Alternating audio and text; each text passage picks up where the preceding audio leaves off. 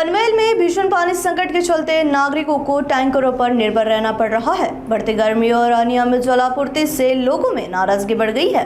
विपक्ष ने आरोप लगाया है कि मोरबे डैम का पानी नवी मुंबई को मिल रहा है, लेकिन पनवेल के नागरिकों को पर्याप्त पानी नहीं दिया जा रहा।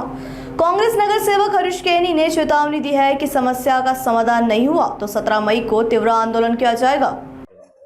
नक्कीच या ठिकाणी ओवा कॅम्पला तर परिस्थिती अतिशय वाईट आहे। तुम्ही बघत असाल कसे प्रत्येक घरासमोर ड्रम ठेवले आहेत इथल्या नागरिकांनी, कारण अतिशय वाईट 4-4, 5-5 दिवस या ठिकाणी पाणी येत नाही।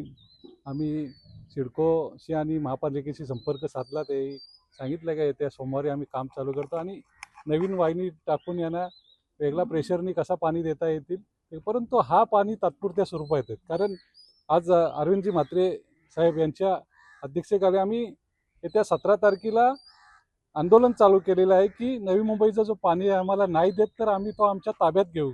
कारण हा जो मोरबे धरण होता, हा सिडको आणि महाराष्ट्र शासनाने जो सिडको क्षेत्र आहे, कामोठा, कलंबोली, तलोजा आणि नवी मुंबईचा क्षेत्र आहे, ह्यांनाच पाण्याची व्यवस्थेसाठी तो डॅम बांधला होता।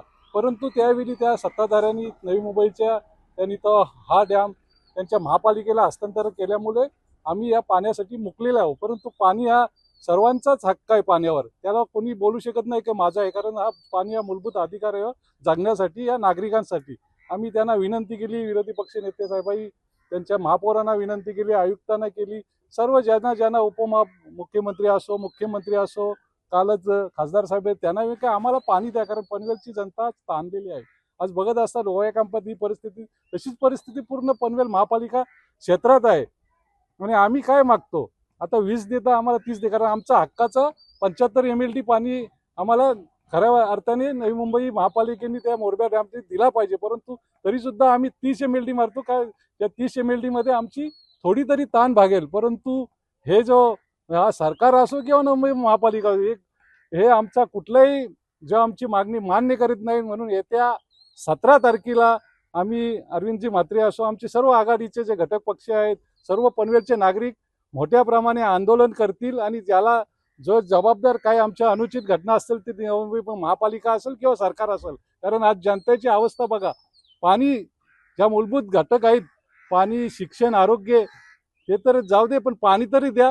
खऱ्या अर्थाने जे शिक्षण असो, आरोग्याचे ते सेवा द्यायला पाहिजे आणि मूलभूत घटक आहे पाणी, तोच महापालिका असो। कारण या ठिकाणी सर्व सत्ताधारी आहेत, आमदार यांचे आहेत, खासदार यांचे आहेत, मुख्यमंत्री यांचे आहेत, पंतप्रधानांचे आहेत, परंतु या आमच्या सर्वसामान्यांच्या ज्या गरजा आहेत त्या गरजा न देण्याचं काम हे सत्ताधारी करत आहेत।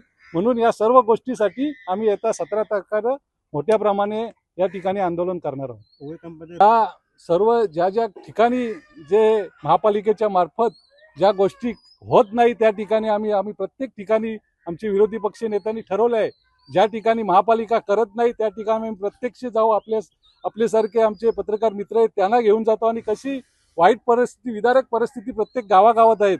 परंतु येत्या महिनाभरात आम्ही आयुक्तांशी बोललो का महिनाभरात इथली आम्ही कामे करून देतो। परंतु ही विदारक परिस्थिती, आज महापालिकेचा 5,000 कोटीची अर्थसंकल्प सादर केला, पूर्ण महाराष्ट्रात बजेट सादर झाला, परंतु पनवेलचा अजून पण मंजुरीसाठी शोकांतिका आहे।